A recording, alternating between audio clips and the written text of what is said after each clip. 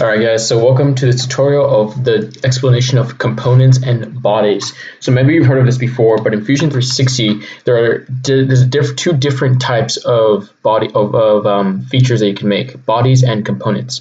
So the difference between those two is that components think of them as containers for bodies. So if you would imagine that bodies are Lego pieces, components would be the container for those Lego pieces. And you can shape the container based upon what way you orient those Lego pieces or which Lego pieces you decide to put in that container, and it'll shape the way that container looks.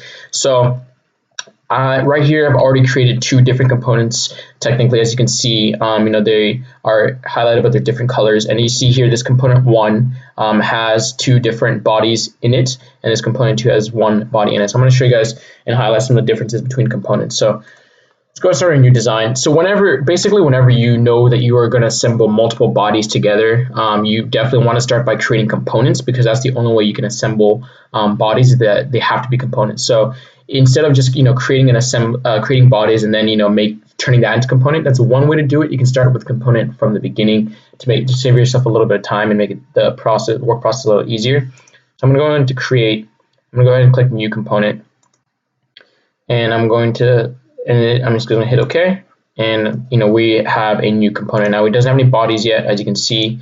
Another thing to know about components is that they have their own their own origin planes, and that's mainly because they're just different entities. So we have this origin plane here, the X, Y, and Z, but the component 1 has its own, and we can redefine it in what we want.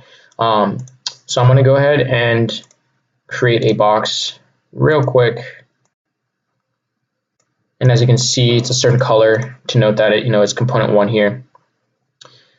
And okay, so that's good. So let's say I want to create another component, and basically what you would do is you would click unsaved here. In this file I've already named it components and bodies, so it's a different name, but you would click unsaved here, and you go ahead and click create new component, and go ahead and click OK.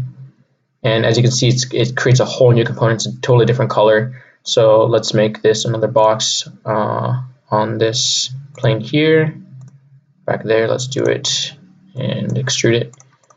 Okay, so we have two different components, and as you can see, this component is like a wireframe, and that basically means that this component is activated. So to activate both, you can go to the unsaved and click this button here, and it'll activate both components, and it'll highlight the features. Now yours doesn't look like that, because what I did is I went into inspect, and I clicked components color cycling toggle, and you can turn that off or turn that on, but it really helps to highlight which components are which, and really helps you to keep track of what different components that you've created thus far.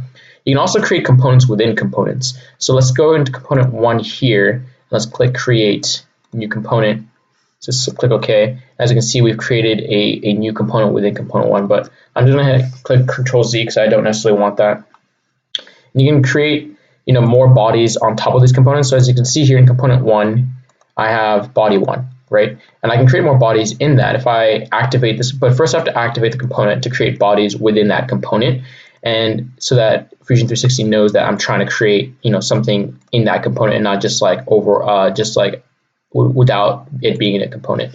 So I'm going to click OK, and as you can see, we have a second body here. So all the same sketching and design and modeling rules apply within components. It's just that it's much easier to keep track of your work and a lot easier to assemble things when they are in components.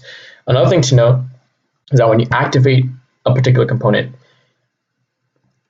it shows the timeline here of all the changes that you've made to that component. So of only that component though. So as you can see, by the color that's indicated above here, it shows that we are in the timeline for component 1. But if I activate component 2, just component 2, it changes, and now we see the timeline for component 2.